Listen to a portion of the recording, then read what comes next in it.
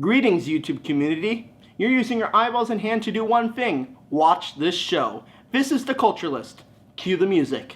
Today, let's break it down and play devil's advocate. How is one a Trump supporter, and how do they defend him?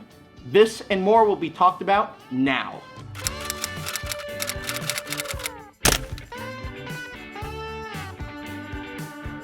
Hey, it's James Blinken and welcome to the show. Let's get right into it. As a liberal, I question myself sometimes why someone would vote for Mr. Fucks Putin a lot, Donald Trump. Then I really thought about it, and later on I saw clips of these people demanding why people should not be mandated to wear masks amid the COVID-19 pandemic. Check it out. I own a firearms business. Now, I think you might agree with me that it would be ludicrous for me to allow someone into my shop to purchase a firearm who's wearing a mask, whose face I cannot see. You literally cannot mandate somebody to wear a mask knowing that that mask is killing people. You're removing our freedoms and stomping on our constitutional rights by these communist dictatorship orders. Okay, I know people are just, well, I want to say stupid, but I'm trying to be nice. Let's try to first fact check these people a bit. First, complaining that you don't want to sell guns to people who are wearing a mask is just stupid. If you are just selling a gun based on somebody's facial expression, you are horrible at your job. You should only be selling guns to people based off their history and or background checks.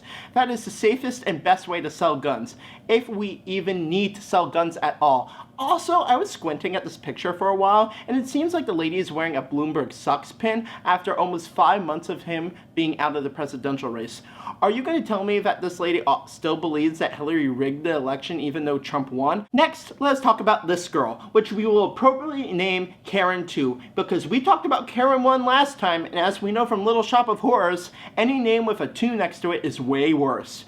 Karen 2 looks like that girl you change the side of the street you're walking on because you don't want to hear her complain to her mom on why she thinks she deserves a pony for her 25th birthday, which you clearly don't because your name's Karen.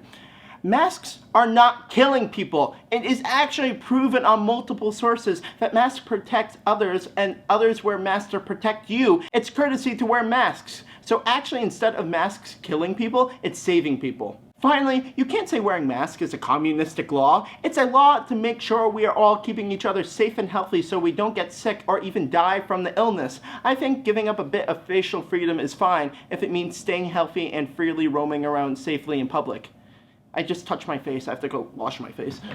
But here's the thing. These women are the type of people that covers Trump's base. The people who are either don't believe in what they are told, don't care, or don't want to believe in it because they don't want to change. Me personally, I think the main problem in this country is that people are scared of the unknown. Well, who isn't? I slept with all my lights on in my room because I was scared of the dark until I was 10. Then I had a nightlight until I was 14. Yes, the unknown is scary, but if we need to change a bit by wearing facial covering in public to keep us and others safe, we should do it no question. It's to keep us all safe, not to violate our rights. Now, if I wanted to violate people's rights, I would give everyone a bear from Build-A-Bear Workshop with microphones in all their butts and make people all around the country put the bears in their kitchens so I could steal their pasta recipes. That would be violating rights. But in all honesty, if anyone has good recipes for pasta, please send them my way, because you can never have enough good pasta recipes.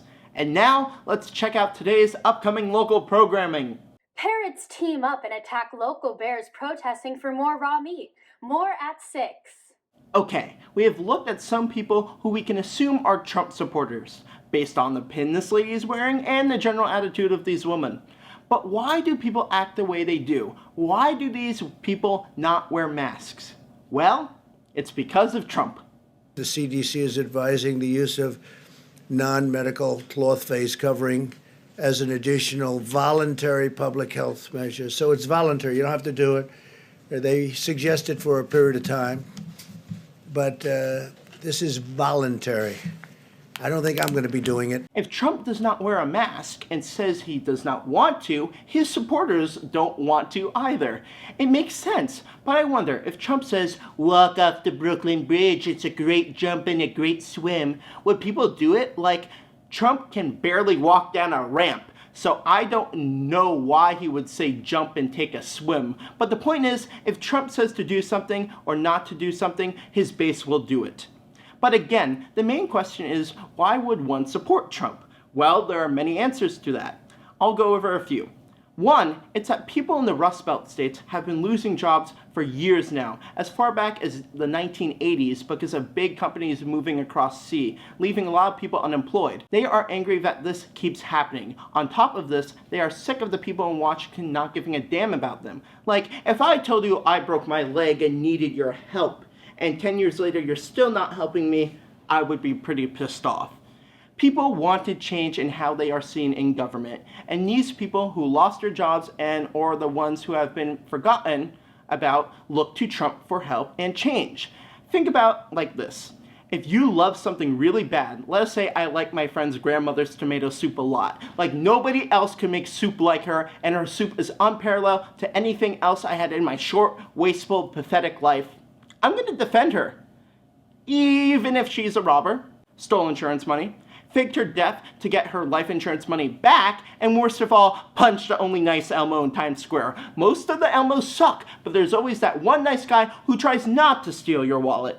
Even though she has done all this bad shit, she is still the only person that makes this amazing tomato soup, and that is why I will still defend her. And that is the same way Trump supporters look at Trump. He is the only one who they think understands them, which in turn makes them blindsided by all the shit Trump does. Now, liberal politicians need to do more for these people, no question. But we need to shed light on why your friend's grandmother and Trump are bad people. We need to be honest and have a real conversation about it. Because at the end of the day, do the Trump supporters' values and Trump's values match up completely? Some people, of course, but all of them, I doubt it. So next time we will discuss why you should not vote for Trump in the upcoming election. Not with all the bullshit, just the simple truths. Until our next encounter, I'm James Blinken. This has been The Culturalist. Stay safe.